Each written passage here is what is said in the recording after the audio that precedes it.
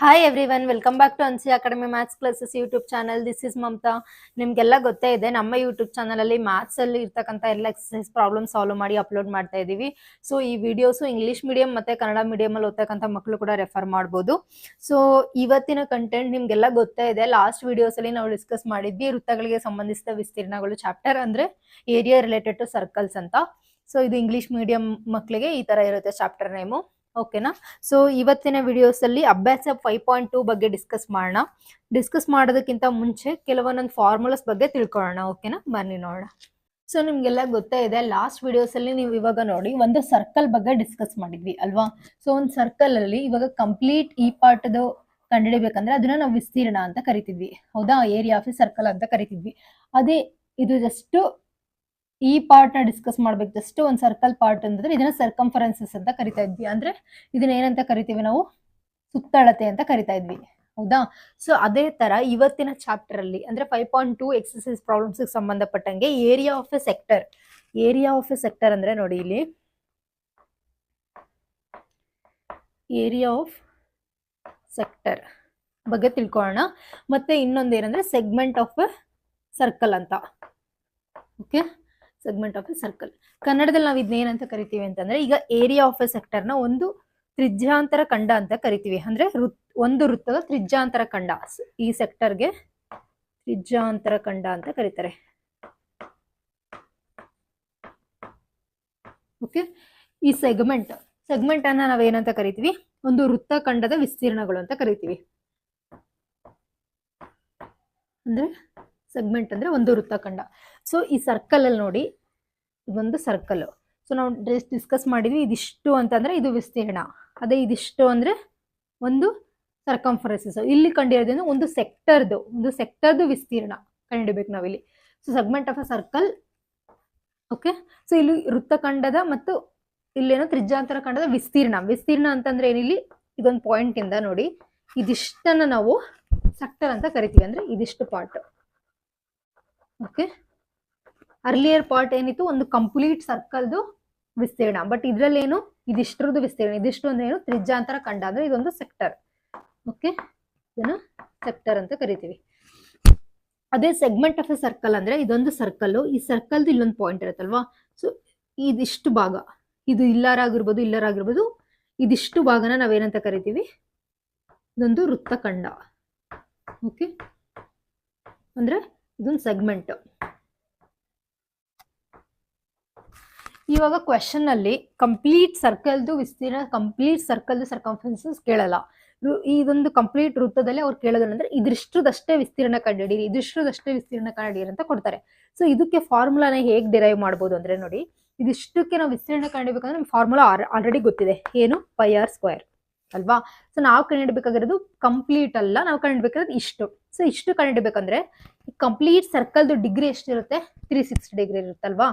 So ಈ 360 ಡಿಗ್ರಿಲಿ ಇದಿಷ್ಟು degree ನಮಗೆ ಗೊತ್ತಿಲ್ಲ. ಸೊ ಇದಿಷ್ಟು ಡಿಗ್ರಿ ಎಷ್ಟು ಅಂತ ಗೊತ್ತಾದ್ರೆ ನಮಗೆ ನಾವು ಹೇಗೆ ಮಾಡ್ಬೋದು? Pi R square into theta divided by 360 degree. Theta ಅಂದ್ರೆ ಇಲ್ಲಿ ಎಷ್ಟು ಕೊಟ್ಟಿರ್ತಾರೋ ಅಷ್ಟು. ಇಲ್ಲಿ 30 ಕೊಟ್ಟಿದ್ರೆ ನಾವು ಇಲ್ಲಿ 30 ಸಬ್ಸ್ಟಿಟ್ಯೂಟ್ ಮಾಡಬೇಕು. 60 ಅಂದ್ರೆ 60 ಸಬ್ಸ್ಟಿಟ್ಯೂಟ್ ಮಾಡಬೇಕು. ಸೊ ಈಗ ಏರಿಯಾ ಆಫ್ ಸೆಕ್ಟರ್ದು ಫಾರ್ಮುಲಾ ಏನು? Pi R square into theta divided by 360. ಇದು ಅರ್ಥ ಆಯ್ತಲ್ವಾ? ಇವಾಗ ಸೆಗ್ಮೆಂಟ್ದು ಫಾರ್ಮುಲಾ ಹೇಗೆ ನೆನ್ಪಿಟ್ಕೊಳೋದು ಅಂತ ನೋಡೋಣ. ನೋಡಿ, ಇಲ್ಲಿ pi R square into theta divided by 360 ಆಯ್ತು. ಬಟ್ ಇದಿಷ್ಟು ಸೆಗ್ಮೆಂಟ್. ಈ ಸೆಗ್ಮೆಂಟ್ ಅಲ್ಲಿ ನೋಡಿ, ಇವಾಗ ಇಲ್ಲಿಂದ ಒಂದು ಡಾಟ್ ಕನೆಕ್ಟ್ ಮಾಡ್ತಾ ಬಂದ್ರೆ ನಮ್ಗೆ ಇಲ್ಲಿ ಏನ್ ಸಿಗುತ್ತೆ? ಇದು ಕೂಡ ಒಂದು ಕಂಪ್ಲೀಟ್ ಸೆಕ್ಟರ್. ಸೊ ನಾವಿಲ್ಲಿ ಏನ್ ಮಾಡ್ಬೋದು ನೋಡಿ, ಏರಿಯಾ ಆಫ್ ಸೆಗ್ಮೆಂಟ್ ಏನಂತ ಬರೀಬಹುದು? ಇದಿಷ್ಟು ಒಂದು ಸೆಕ್ಟರ್ ಅಲ್ವಾ? ಸೊ ಹಾಗಾಗಿ ನಾವೇನು ಬರೀಬಹುದು? Area of sector minus. So ಇದಿಷ್ಟು ಸೆಕ್ಟರ್ ಆದ್ರೆ ನಾವು ಕಂಡುಬೇಕಾಗಿರೋದು ಈ ಪಾರ್ಟ್. ಅಂದ್ರೆ ಇದ್ರ ಮೇಲ್ಗಡೆ ಒಂದು ತ್ರಿಜ್ಯ ಫಾರ್ಮ್ ಕೂಡ ಆಗಿದೆ. ಸೊ ಇಲ್ಲಿ ಏನ್ ಮಾಡ್ಬೋದು? Area of triangle. ಇದನ್ನ ಎ ಬಿ ಸಿ ಅಂತ ತಗೊಳ್ಳೋಣ ಅಂತ ಅನ್ಕೊಳ್ಳಿ. So area of triangle A B C, ಇಲ್ಲಾಂದ್ರೆ ಇದನ್ನ ಓ ಅಂತ ಕೂಡ ತಗೋಬಹುದು. ಓಕೆ, ಇದರಿಂದ ಏನ್ ಅರ್ಥ ಆಗ್ತಿದೆ ನಮಗೆ? ಏರಿಯಾ ಆಫ್ ಸೆಗ್ಮೆಂಟ್ ಅಂದ್ರೆ ಈ ಭಾಗ. ಸೊ ನಾವು ಕಂಡುಹಿಡಬೇಕಾಗಿರೋದೇನು? ಇದಿಷ್ಟಷ್ಟೇ ಕಂಡುಹಿಡಿಯೋದ್ರಿಂದ ಈ ಕಂಪ್ಲೀಟ್ ಒಂದು ಸೆಕ್ಟರ್ದು ಫಾರ್ಮುಲಾ ಕಂಡುಹಿಡ್ಕೊಂಡು ಅದರಲ್ಲಿ ಮೈನಸ್ ಈ ಟ್ರಯಾಂಗಲ್ದು ಮಾಡಿದ್ರೆ ನಮಗೆ ಸೆಗ್ಮೆಂಟ್ ಸಿಗುತ್ತೆ. ಓಕೆ, ನಮಗೆ ಇದ್ರ ಆಲ್ರೆಡಿ ಗೊತ್ತಿದೆ, ಇಲ್ಲಿ ಏರಿಯಾ ಆಫ್ ಸೆಕ್ಟರ್ ನಾವು ಆಲ್ರೆಡಿ ಕಂಡುಹಿಡಿದಿದ್ದೀವಲ್ವಾ.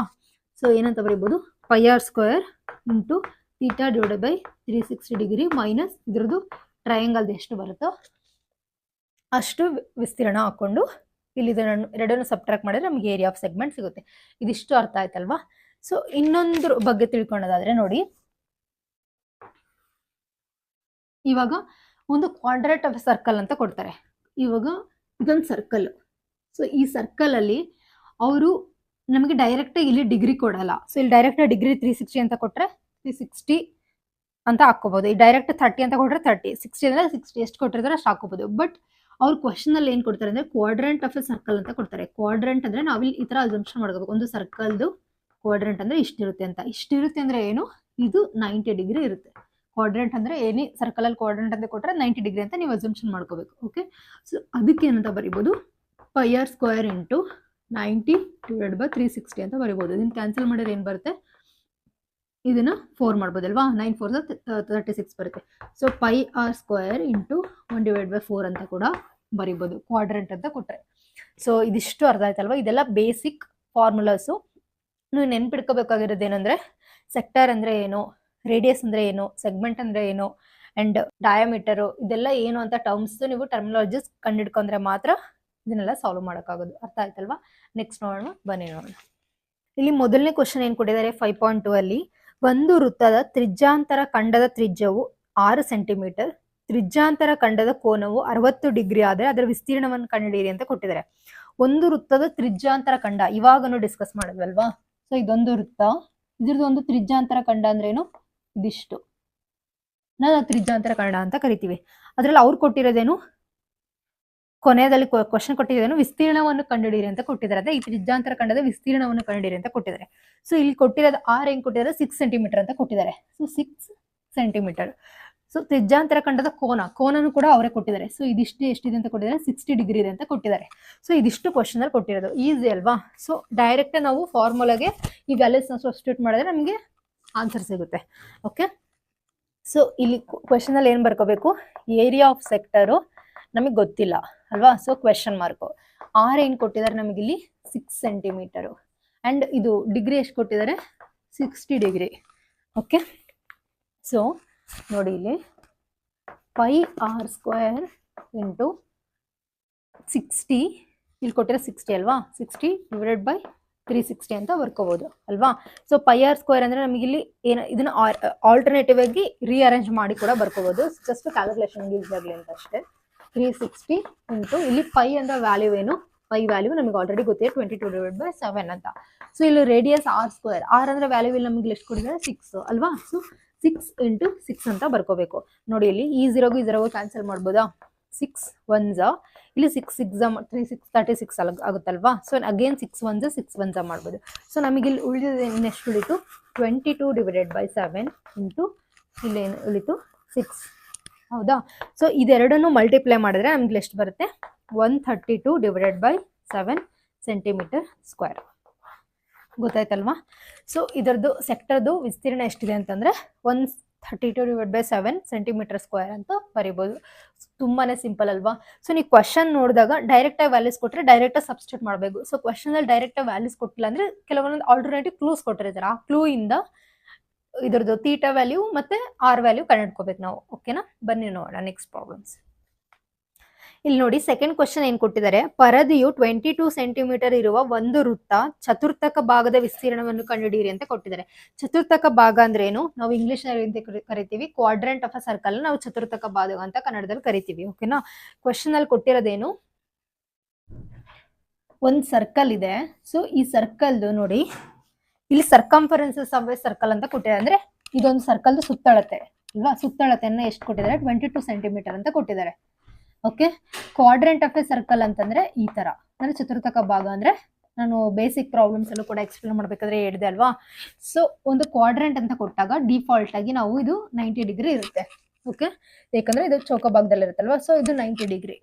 ಇಲ್ಲಿ ಥೀಟಾ ನಾವ್ ಏನಂತ ಕನ್ಸಿಡರ್ ಮಾಡ್ಬೋದು, 90 ಡಿಗ್ರಿ ಅಂತ ಕನ್ಸಿಡರ್ ಮಾಡ್ಬೋದು. ಬಟ್ ಈ ಕ್ವಶನ್ ಅಲ್ಲಿ ಕೊಟ್ಟಿರೋದೇನು ವಿಸ್ತೀರ್ಣ ಕಂಡುಹಿಡಿಯಿರಿ ಅಂತ.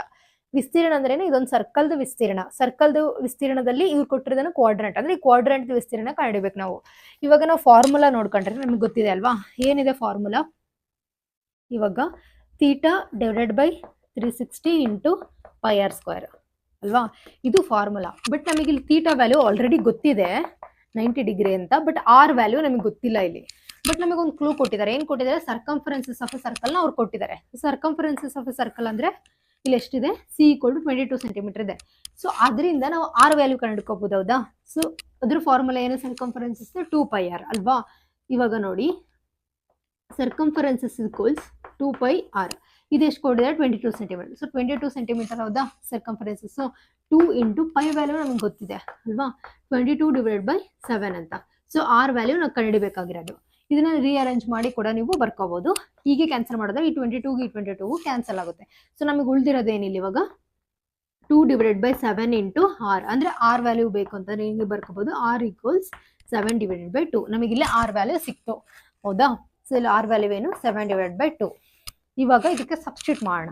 Okay, theta divided by 360 into 22 divided by 7 into ಇಲ್ಲಿ ಬಂದಿರೋ ವ್ಯಾಲ್ಯೂ ಏನು? 7 divided by 2 into 7 divided by 2. So ನಾವಿಲ್ಲಿ ಏನು ಮಾಡ್ಬೋದು? ಥೀಟಾದ ವ್ಯಾಲ್ಯೂ ನಮಗೆ ಗೊತ್ತಿದೆ ಅಲ್ವಾ, ಆಲ್ರೆಡಿ 90 ಡಿಗ್ರಿ ಅಂತ. ಸೊ ನಾವು 90 ಡಿಗ್ರಿ ಅಂತ ಸಬ್ಸ್ಟಿಟ್ಯೂಟ್ ಮಾಡ್ಕೊಳ್ಳೋಣ. ಓಕೆ, ಈ 7ಗೂ ಕ್ಯಾನ್ಸಲ್ ಆಗುತ್ತೆ ಅಲ್ವಾ. ಮತ್ತೆ ಇಲ್ಲಿ 2 1s, ಇಲ್ಲಿ 2 1s 2 1s ಮಾಡ್ಬೋದು ಅಲ್ವಾ.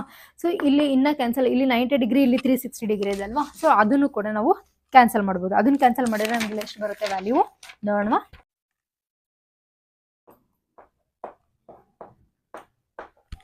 ಸೊ ಇದನ್ನು ಕೂಡ ಕ್ಯಾನ್ಸಲ್ ಮಾಡ್ಬೋದು. 9 1s 9 4s ಬರುತ್ತೆ ಅಲ್ವಾ.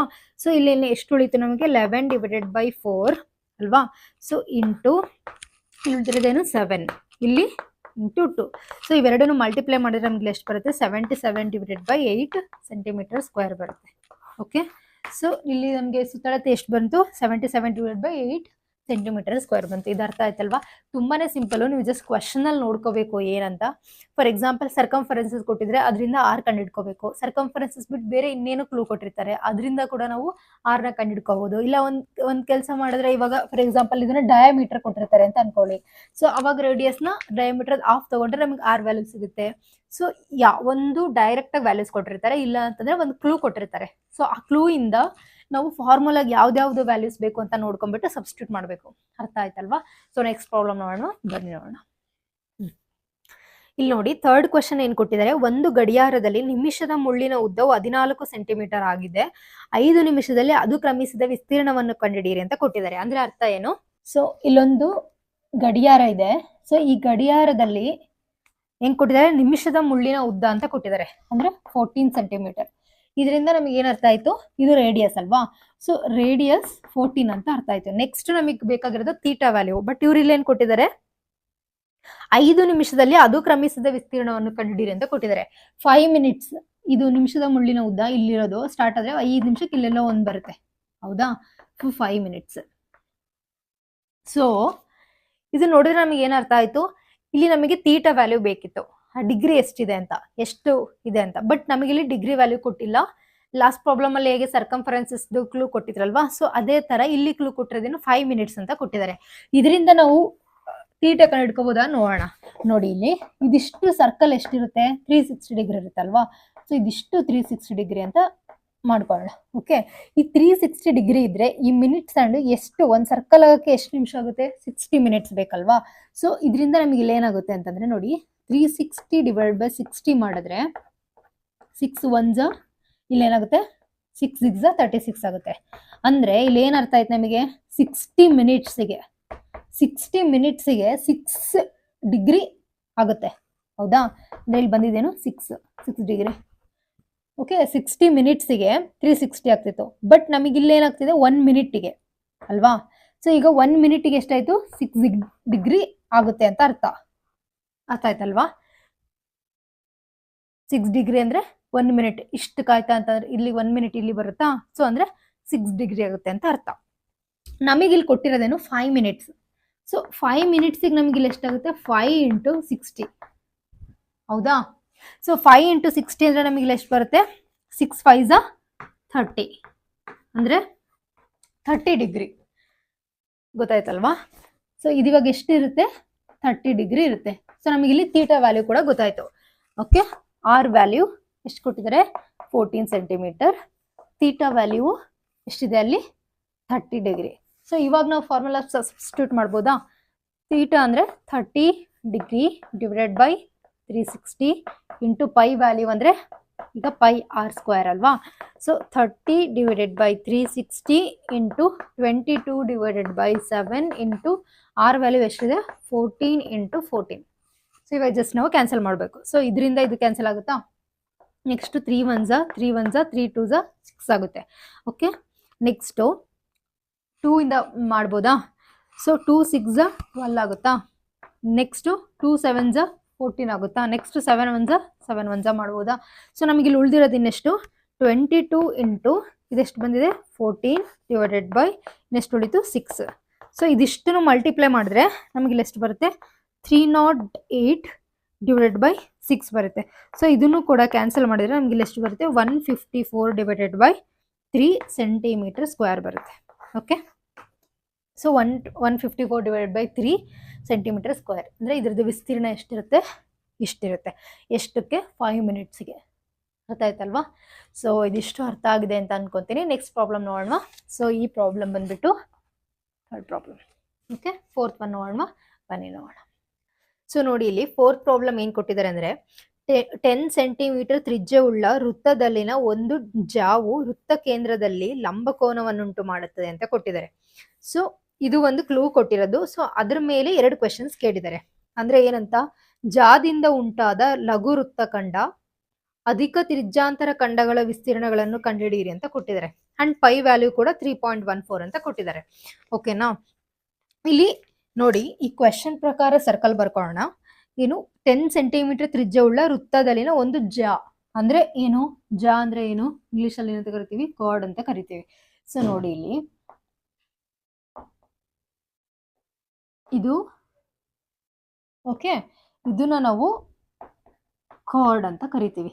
ಅಂದ್ರೆ ಕನ್ನಡದಲ್ಲಿ ಏನಂತ ಹೇಳ್ತೀವಿ? ಜಾ ಅಂತ ಕರಿತೀವಿ. ಇಲ್ಲಿ ಕೊಟ್ಟಿರೋದೇನು ಅಂದ್ರೆ ನೋಡಿ, ಕನ್ಫ್ಯೂಸ್ ಮಾಡ್ಕೋಬಾರ್ದು. ಅದೇ ಒಂದು ವೃತ್ತದಲ್ಲಿ ಈ ಭಾಗನ ನಾವು ಸೆಗ್ಮೆಂಟ್ ಅಂತ ಕರಿತೀವಿ. ಸೊ ಇದೊಂದು ಲೈನ್ ಇದೆ ಅಲ್ವಾ, ಇದನ್ನ ಮಾತ್ರ ನಾವು ಜಾ ಅಂತ ಕರಿತೀವಿ. ಸೊ ಇದ್ರಲ್ಲಿ ಹೇಗೆ ನಾವು ಇದನ್ನ ರೇಡಿಯಸ್, ಇದು ಕಂಪ್ಲೀಟ್ ಒಂದು ಇದನ್ನ ಡಯಾಮೀಟರ್ ಅಂತ ಕರಿತೀವಿ. ಸೊ ಅದೇ ತರ ಇದೊಂದು ಏನ್ ಲೈನ್ ಬರುತ್ತಲ್ವಾ, ಸೊ ಇದನ್ನ ನಾವು ಜಾ ಅಂತ ಕರೆಯೋದು. ಓಕೆನಾ? ಇಲ್ಲಿ ಕ್ವಶನ್ ಕೊಟ್ಟಿರೋದೇನು, 10 ಸೆಂಟಿಮೀಟರ್ ತ್ರಿಜ್ಯವುಳ್ಳ ವೃತ್ತದಿಂದ ಒಂದು ಜಾವನ್ನು ವೃತ್ತ ಕೇಂದ್ರದಲ್ಲಿ ಲಂಬಕೋನವನ್ನು ಉಂಟು ಮಾಡುತ್ತದೆ ಅಂತ ಕೊಟ್ಟಿದ್ದಾರೆ. ಲಂಬಕೋನ ಅಂದ್ರೆ ಏನು? ಹೀಗೆ. ಸೊ ಲಂಬಕೋನ ಯಾವಾಗ್ಲೂ ಎಷ್ಟಿರುತ್ತೆ? 90 ಡಿಗ್ರಿ ಇರುತ್ತೆ. ಸೊ ಕ್ವೆಶನ್ ಅಲ್ಲಿ ಏನ್ ಕೊಟ್ಟಿರೋ ಅದನ್ನ ಡಯಾಗ್ರಾಮ್ ಫಾರ್ಮ್ ಅಲ್ಲಿ ನಾವು ಬರ್ಕೊಂಡ್ವಿ. ನೆಕ್ಸ್ಟ್ ಫಸ್ಟ್ನೇದೇನು? ಲಘು ವೃತ್ತ ಖಂಡದ ಇದ್ರ ಏನ್ ಕಂಡಿಬೇಕು? ವಿಸ್ತೀರ್ಣ ಕಂಡಿಬೇಕು. ಸೊ ವಿಸ್ತೀರ್ಣ ಅಂದ್ರೆ ಏನು ನೋಡಿ, ಇಲ್ಲಿ ಲಘು ವೃತ್ತ ಖಂಡ ಅಂದ್ರೆ ಇದು ಬರುತ್ತೆ, ಈ ಪಾರ್ಟ್. ಓಕೆ, ಸೊ ಇದನ್ನ ನೋಡಿ ಒಂದು ಫಾರ್ಮ್ ಅಲ್ಲಿ ನಾವು ಬರ್ಕೊಳ್ಳೋಣ. ಇವಾಗ ಇದನ್ನ ಓ ಅಂತ ಕನ್ಸಿಡರ್ ಮಾಡೋಣ, ಇದನ್ನ ಎ ಅಂತ ಕನ್ಸಿಡರ್ ಮಾಡೋಣ, ಇದನ್ನ ಬಿ ಅಂತ ಕನ್ಸಿಡರ್ ಮಾಡೋಣ. ಓಕೆ, ಈ ಪಾರ್ಟ್ ಇದೆ ಅಲ್ವಾ, ಸೊ ಇದನ್ನ ಪಿ ಅಂತ ಕನ್ಸಿಡರ್ ಮಾಡೋಣ. ಓಕೆ, ಸೊ ಇದಿಷ್ಟು ಕಂಪ್ಲೀಟ್ ಇಲ್ಲಿ ಏನಿದೆಲ್ಲ ಇದನ್ನ ಕ್ಯೂ ಅಂತ ಕನ್ಸಿಡರ್ ಮಾಡ್ಕೊಳ್ಳೋಣ. ಜಸ್ಟ್ ಲೇಬಲ್ ಮಾಡ್ಕೊಂಡಿರೋದಷ್ಟೇ. ಕ್ವೆಶನ್ ಅಲ್ಲಿ ಫಸ್ಟ್ ಕ್ವೆಶನ್ ಏನು ಕಂಡುಹಿಡಿಬೇಕು ಅಂದಿರೋದು ಲಘು ವೃತ್ತಖಂಡ ಅಲ್ವಾ. ಸೊ ನೋಡಿ, ಇಲ್ಲಿ ಇದಿಷ್ಟು ಕಂಡುಹಿಡಿಬೇಕು, ಸೆಗ್ಮೆಂಟ್. ಕ್ವೆಶನ್ ಅಲ್ಲಿ ಕೊಟ್ಟಿರೋದು ಇದಿಷ್ಟುದು ವಿಸ್ತೀರ್ಣ ಕಂಡುಹಿಡಿಬೇಕು. ಇದನ್ನ ಏನಂತ ಕರಿತೀವಿ ನಾವು? ಸೆಗ್ಮೆಂಟ್ ಅಂತ ಕರಿತೀವಿ. ಇದು ಒಂದು ಕ್ವೆಶನ್. ನೆಕ್ಸ್ಟ್ ಸೆಕೆಂಡ್ ಕ್ವೆಶನ್ ಅಲ್ಲಿ ಏನ್ ಕೊಟ್ಟಿದ್ದಾರೆ? ಸೆಕ್ಟರ್ ಕಂಡುಹಿಡಿಬೇಕು. ಅಂದ್ರೆ ಇದಿಷ್ಟು ಭಾಗ, ಇದಿಷ್ಟು ಏನಿದೆ ಅಲ್ವಾ, ಸೊ ಇದಿಷ್ಟನ್ನು ವಿಸ್ತೀರ್ಣ ಕಂಡುಹಿಡಿಬೇಕು. ಸೊ ಇದನ್ನ ನಾವೇನಂತ ಕರಿತೀವಿ? ಇದೊಂದು ಕಂಪ್ಲೀಟ್ ಸೆಕ್ಟರ್.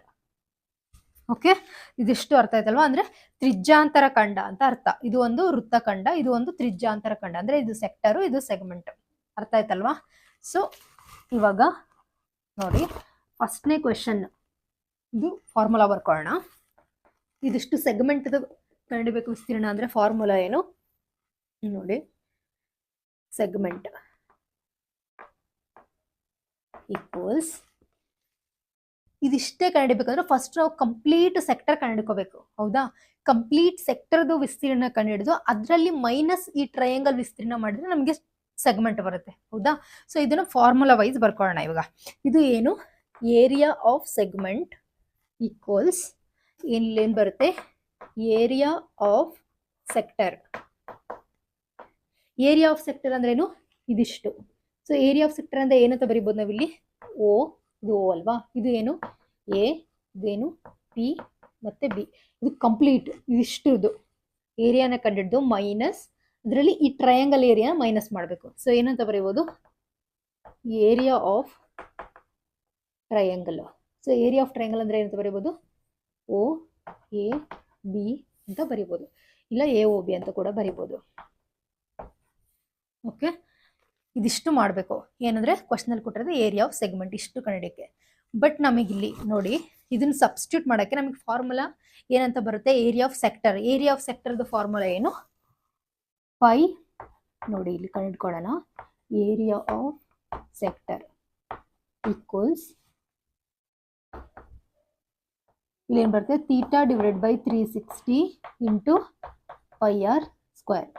ಇದು ನಮಗೆ ಗೊತ್ತಿದೆ ಅಲ್ವಾ, ಕಂಪ್ಲೀಟ್ ಸರ್ಕಲ್ದು ಅಂದರೆ ಕಂಪ್ಲೀಟ್ ಸೆಕ್ಟರ್ದು ನಮಗೆ ಗೊತ್ತಿದೆ ಇಲ್ಲಿ ಫಾರ್ಮುಲಾ. ಈ ಫಾರ್ಮುಲಾ ಸಬ್ಸ್ಟಿಟ್ಯೂಟ್ ಮಾಡಿ ಕಂಪ್ಲೀಟಾಗಿ ಆನ್ಸರ್ ಕಂಡುಕೊಂಡ್ಬಿಟ್ಟು ಇದಕ್ಕೆ ಸಬ್ಸ್ಟಿಟ್ಯೂಟ್ ಮಾಡೋಣ. ಸೊ ಮೈನಸ್ ಸೇಮ್ ಇದು ಏರಿಯಾ ಆಫ್ ಟ್ರಯಾಂಗಲ್ದು ಏನಿದೆ ಅಲ್ವಾ, ಸೊ ಅದ್ರದ್ದು ಫಾರ್ಮುಲಾಗೆ ಸಬ್ಸ್ಟಿಟ್ಯೂಟ್ ಮಾಡಿಬಿಟ್ಟು ಈ ವ್ಯಾಲ್ಯೂನ ಇದ್ರ ಸಬ್ಸ್ಟಿಟ್ಯೂಟ್ ಮಾಡಿ ಇವೆರಡನ್ನೂ ಸಬ್ಟ್ರಾಕ್ಟ್ ಮಾಡಿದ್ರೆ ನಮಗೆ ಏರಿಯಾ ಆಫ್ ಸೆಗ್ಮೆಂಟ್ ಸಿಗುತ್ತೆ. ಸೊ ಇವಾಗ ಏರಿಯಾ ಆಫ್ ಸೆಕ್ಟರ್ದು ಕಂಡಿಬೇಕಂದ್ರೆ formula theta divided by 360 into pi R square. ಇದರಲ್ಲಿ ನಮಗೆ ಡೈರೆಕ್ಟ್ ವ್ಯಾಲ್ಯೂಸ್ ಇದೆನಾ ಅಂತ ನೋಡೋಣ. ಓಕೆನಾ, ಥೀಟಾ ಡಿವೈಡ್ ಬೈ 360 ನಮ್ಗೆ ಇಲ್ಲಿದೆ 90 ಡಿಗ್ರಿ ಅಂತ. ಸೊ ಡಿಗ್ರಿ ಬೇಕಾಗಿದೆ, ಸೊ 90 ಇದೆ. ಸೊ 90 ಡಿವೈಡ್ ಬೈ 360 ಅಂತ ಸಬ್ಸ್ಟಿಟ್ಯೂಟ್ ಮಾಡ್ಬೋದು. ಸೊ ಪೈ ವ್ಯಾಲ್ಯೂ ಅವ್ರು ಆಲ್ರೆಡಿ ಕೊಟ್ಟಿದ್ದಾರೆ ಇಲ್ಲಿ, ಪೈ ವ್ಯಾಲ್ಯೂನ ಅಲ್ವಾ, ಏನಂತ ಕೊಟ್ಟಿದ್ದಾರೆ 3.14 ಅಂತ ಕೊಟ್ಟಿದ್ದಾರೆ.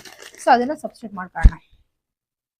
3.14 ಇಂಟು ಆರ್ ವ್ಯಾಲ್ಯೂ ಕೂಡ ಅವರು ಕೊಟ್ಟಿದ್ದಾರೆ. ಸೊ ರೇಡಿಯಸ್ ಎಷ್ಟು ಕೊಟ್ಟಿದ್ದಾರೆ, 10 ಕೊಟ್ಟಿದ್ದಾರೆ. ಸೊ ಇದು 10. ಓಕೆ, ಸೊ 10 ಇಂಟು 10 ಮಾಡ್ಕೊಳ್ಳೋಣ. ಇದಿಷ್ಟು ಅರ್ಥ ಆಯ್ತಲ್ವಾ. ಸೊ ಇದನ್ನು ಕ್ಯಾನ್ಸಲ್ ಮಾಡೋಣ. ನೆಕ್ಸ್ಟ್ 9 1s 9 4s ಮಾಡ್ಬೋದಾ.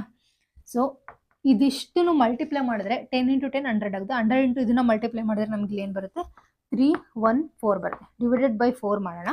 ಸೊ ಇದು 4 ಇಂದ ಇದನ್ನು ನಾವು ಬಾಕ್ಸ್ದಾಗ ಇಲ್ಲಿ ಎಷ್ಟು ಬರುತ್ತೆ, 4 1s, ನೆಕ್ಸ್ಟು 4 7s ಬರುತ್ತೆ, ಯಾಕಂದರೆ ಇಲ್ಲಿ 28 ಆಗುತ್ತೆ. ನೆಕ್ಸ್ಟು ಎಷ್ಟು ಮಾಡ್ಬೋದು, ಇಲ್ಲಿ 28 ಅಂದರೆ 31 ಮೈನಸ್ 28 ಮಾಡಿದ್ರೆ 3 ಬರುತ್ತಲ್ವಾ. ಸೊ 3 ಅಂತಂದರೆ ನೆಕ್ಸ್ಟ್ ನಮಗೆ ಎಷ್ಟು ವ್ಯಾಲ್ಯೂ ಆಗುತ್ತೆ, 31 ಆಗುತ್ತೆ. ಸೊ ಅಗೇನ್ ಇಲ್ಲಿ ಎಷ್ಟರ ಮಾಡ್ಬೋದು, 8s ಮಾಡ್ಬೋದು. ನೆಕ್ಸ್ಟು 8s ಮಾಡಿದ್ರೆ ಅಗೇನ್ ನಮಗೆ ಇಲ್ಲಿ ಎಷ್ಟು ಬರುತ್ತೆ, 2 ಆಗುತ್ತೆ. ಇದು 38.5 ಬರುತ್ತೆ. 3 5s 20 ಆಗುತ್ತೆ. ಸೊ ಇಲ್ಲಿ ಆನ್ಸರ್ ಎಷ್ಟು ಬರುತ್ತೆ, 38.5. So 38.5 centimetre square. ಇದು ಯಾವುದ್ರದ್ದು value, area of sector. So ಏನು ಮಾಡೋಣ, ಇಲ್ಲಿ 38.5 ಆಯಿತಾ. ಸೊ ಮೈನಸ್ ಏರಿಯಾ ಆಫ್ ಟ್ರಯಾಂಗಲ್ನ ಕಂಡುಹಿಡ್ಕೊಳ್ಳೋಣ. ಸೊ ಏರಿಯಾ ಆಫ್ ಟ್ರಯಾಂಗಲ್ದು ಎಲ್ಲಿ ಎಷ್ಟು ಬರುತ್ತೆ, ಇಲ್ಲಿ ನೋಡಿ ಏರಿಯಾ ಆಫ್ ಟ್ರಯಾಂಗಲ್ ಅಂದರೆ ಇಷ್ಟು. ಸೊ ಇದ್ರದ್ದು ಫಾರ್ಮುಲಾ ಏನು, ಏರಿಯಾ ಆಫ್ ಟ್ರಯಾಂಗಲ್ದು area of triangle half into B into area of triangle. So half into B ಅಂದರೆ ಇಲ್ಲಿ ನೋಡಿ 10 ಇದೆ. ಸೊ ಇದು ರೈಟ್ ಆ್ಯಂಗಲ್ ಇಲ್ಲಿ 90 ಡಿಗ್ರಿ ಇರೋದ್ರಿಂದ ಇದು 10 ಸೆಂಟಿಮೀಟರ್, ಇದು ಕೂಡ ಸೆಂಟಿಮೀಟರ್ 10 ಇರುತ್ತೆ. ಸೊ ಬಿ ಇಂಟು ಎಚ್ ಏನಾಗುತ್ತೆ, 10 ಇಂಟು 10 ಬರುತ್ತೆ. ಸೊ ಇಲ್ಲಿ 2 1s 2 5s ಮಾಡೋಣ. ಸೊ 2 5s 10 ಅಂದರೆ 10 ಇಂಟು 5 ಏನಾಗುತ್ತೆ, ಇಲ್ಲಿ 50 ಆಗುತ್ತೆ. ಓಕೆ, ಸೊ ಇಲ್ಲಿ 78.5 ಮೈನಸ್ 50 ಮಾಡೋಣ. ಸೊ ಇದೆರಡನ್ನು ಸಬ್ಟ್ರಾಕ್ಟ್ ಮಾಡಿದಾಗ 78.5 ಮೈನಸ್ 5 ಮಾಡಿದಾಗ ನಮಗೆ ಇಲ್ಲಿ ಎಷ್ಟು ಬರುತ್ತೆ, 28.5 ಬರುತ್ತೆ. 28.5. ಸೊ ಇದನ್ನು ಕೂಡ ಯೂನಿಟು ಸೆಂಟಿಮೀಟರ್ ಸ್ಕ್ವೇರ್. ಸೊ ಇದು ಕೂಡ ಏನಂತ ಬರ್ಬೋದು, ಸೆಂಟಿಮೀಟರ್ ಸ್ಕ್ವೇರ್. ಸೊ ಇಲ್ಲಿ ಆನ್ಸರ್ ಬಂತ ನಮಗೆ ಏರಿಯಾ ಆಫ್ ಸೆಗ್ಮೆಂಟ್ದು ಇದಿಷ್ಟು ಅರ್ಥ ಆಯ್ತಲ್ವಾ. ಸೊ ಇದಿಷ್ಟು ಏರಿಯಾ ಆಫ್ ಸೆಗ್ಮೆಂಟ್ ಗೊತ್ತಾಯಿತು. ಸೊ ನೆಕ್ಸ್ಟ್ ಸೆಕೆಂಡ್ ಕ್ವಶನ್ ಏನು ಕೊಟ್ಟಿದ್ದಾರೆ ನಮಗಿಲ್ಲಿ, ಏನು ಕೊಟ್ಟಿದ್ದಾರೆ, area of sector. So sector ಅಂದರೆ ಇಲ್ಲಿ ಕನ್ನಡದಲ್ಲಿ ನಾವು ಏನಂತ ಕರಿತೀವಿ, ತ್ರಿಜ್ಯಾಂತರ ಖಂಡದ ವಿಸ್ತೀರ್ಣ ಅಂದರೆ. ಬಟ್ ಇಲ್ಲಿ ಕೊಟ್ಟಿರೋದೇನು, ಅಧಿಕ ತ್ರಿಜ್ಯಾಂತರ ಖಂಡದ ವಿಸ್ತೀರ್ಣ ಅಂದರೆ ಇದು ಲಘು, ಇದು ಅಧಿಕ ಅಂದರೆ ಇದು ಜಾಸ್ತಿ ಭಾಗ ಇದೆ ಅಲ್ವಾ. ಸೊ ಇದು 90 ಡಿಗ್ರಿ ಇದ್ದರೆ ನಮಗೆ ಇದ್ರದ್ದು ಏರಿಯಾ ಕಂಡುಹಿಡಿದಿದ್ದಾರೆ. ಸೆಕ್ಟರ್ದು ಫಾರ್ಮುಲಾ ನಮಗೆ ಆಲ್ರೆಡಿ ಗೊತ್ತಿದೆ, theta divide by 360 into pi R square. But ನಮಗೆ ಇದನ್ನೇ ಕಂಡುಹಿಡಿಬೇಕು. ನಾವು ಈ ಸೆಕ್ಟರ್ದು ಕಂಡುಹಿಡಿಬೇಕಂದ್ರೆ ನಮಗೆ ಆಲ್ರೆಡಿ ಗೊತ್ತಿದೆ ಇದಿಷ್ಟು 360 ಡಿಗ್ರಿ ಇರುತ್ತೆ ಅಂತ.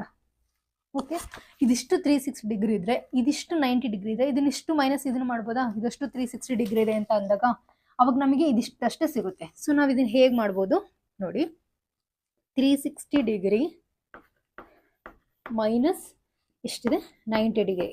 ಇದನ್ನು ಏನಂತ ಕರಿತೀವಿ, ರಿಫ್ಲೆಕ್ಸ್ ಆ್ಯಂಗಲ್. ರಿಫ್ಲೆಕ್ಸ್ ಆ್ಯಂಗಲ್ ಎಷ್ಟು ಬರುತ್ತೆ, 360 ಮೈನಸ್ 90 ಡಿಗ್ರಿ ಮಾಡಿದ್ರೆ 270 ಬರುತ್ತೆ. 270 ಡಿಗ್ರಿ. ಡಿಗ್ರಿ ಗೊತ್ತಾಯ್ತು ನಮಗಿದು, ಈಗ 270 ಡಿಗ್ರಿ ಅಂತ.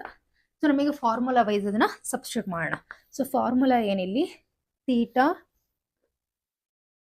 Divided by 360 into pi R square. So theta divided by theta ಇಲ್ಲಿ ನಮಗೆ ಎಷ್ಟು ಬಂದಿದೆ, ಇಲ್ಲಿ 270 ಬಂದಿದೆ. Okay, 270 divided by 360 into value ನಮಗೆ ಆಲ್ರೆಡಿ ಕೊಟ್ಟಿದ್ರೆ 3.14 ಅಂತ. ಸೊ ಆರ್ ವ್ಯಾಲ್ಯೂ ಕೂಡ ಗೊತ್ತಿದೆ ನಮಗೆ, ಇಲ್ಲಿ ಎಷ್ಟು ಬಂದಿದೆ ಆರ್ ವ್ಯಾಲ್ಯೂ 10. ಸೊ 10 ಇಂಟು 10 ಅರ್ಥ ಆಯ್ತಲ್ವಾ. ಸೊ ಇದಕ್ಕೂ ಇದಕ್ಕೂ ಕ್ಯಾನ್ಸಲ್ ಮಾಡೋಣ. ನೆಕ್ಸ್ಟ್ 27 ಇದೆ, ಇಲ್ಲಿ ನೆಕ್ಸ್ಟು 36 ಇದೆ. 9 3 ಮಾಡ್ಬೋದಾ, ನೆಕ್ಸ್ಟು 9 4 ಮಾಡ್ಬೋದಾ, 9 3 27, 9 4 36, 3 ಡಿವೈಡೆಡ್ ಬೈ 4 ಬಂತು. ಸೊ ನೆಕ್ಸ್ಟ್ ಇದನ್ನು ಬರ್ಕೊಳ್ಳೋದಾದರೆ 3 ಡಿವೈಡೆಡ್ ಬೈ 4 ಇಂಟು ಇದನ್ನು ಇಂಟು 10 ಇಂಟು 10 100 ಆಗುತ್ತೆ. 100 ಇಂಟು 3.14 ಮಾಡಿದ್ರೆ 314 ಬರುತ್ತೆ. 3 ಡಿವೈಡ್ ಬೈ 4 ಇಂಟು 314 ಆಯಿತು. ಸೊ ಇದನ್ನು ಕಂಪ್ಲೀಟಾಗಿ ಇವಾಗ ಇದನ್ನೆರಡನ್ನು ಮಲ್ಟಿಪ್ಲೈ ಮಾಡಿದ್ರೆ 3 ಇಂದ 3 3 3 4 3 1 ಮಾಡಿದ್ರೆ ಎಷ್ಟು ಬರುತ್ತೆ ನಮಗಿಲ್ಲ ಆನ್ಸರು 942 ಡಿವೈಡೆಡ್ ಬೈ 4 ಬರುತ್ತೆ. ಸೊ ಇದರಿಂದ ಇದನ್ನು ಡಿವೈಡ್ ಮಾಡಿದರೆ ಎಷ್ಟು ಬರುತ್ತೆ, ಇಲ್ಲಿ 4 1 4 2 ಬರುತ್ತೆ. ನೆಕ್ಸ್ಟು 4 3 3, ನೆಕ್ಸ್ಟು 4 5 ಬರುತ್ತೆ. ನೆಕ್ಸ್ಟ್ ಪಾಯಿಂಟ್ ಇಲ್ಲಿ ಅಗೇನ್ 20 ಬರುತ್ತಲ್ವಾ. ಸೊ 4 5 20 ಆಗುತ್ತೆ. ಸೊ ಇಲ್ಲಿ ನಮಗೆ ಆನ್ಸರ್ ಎಷ್ಟು ಬಂತು, 235.5 ಸೆಂಟಿಮೀಟರ್ ಸ್ಕ್ವೇರ್ ಬರುತ್ತೆ. ಸೊ ಇದು ಅರ್ಥ ಆಯ್ತಲ್ವಾ. ಸೊ ಇದು ಫಸ್ಟ್ನೇ ಕ್ವಶನ್ದು ಏರಿಯಾ ಆಫ್ ಸೆಗ್ಮೆಂಟ್ದ ಆನ್ಸರು ಬಂದ್ಬಿಟ್ಟು ಎಷ್ಟು ಬಂದು 28.5 ಬಂತು. ಅದೇ ಏರಿಯಾ ಆಫ್ ಇದ್ರದ್ದು ಸೆಕ್ಟರ್ದು ಸೊ ಇದು ಎಷ್ಟು ಬಂತು 235.5 ಬಂತು. ಅರ್ಥ ಆಯ್ತಲ್ವಾ. ಸೊ ಇದಿಷ್ಟು ಅರ್ಥ ಆಗಿದೆ ಅಂತ ಅನ್ಕೊತೀನಿ. ಇದರಲ್ಲಿ ಏನಿಲ್ಲ, ತುಂಬಾ ಸಿಂಪಲ್.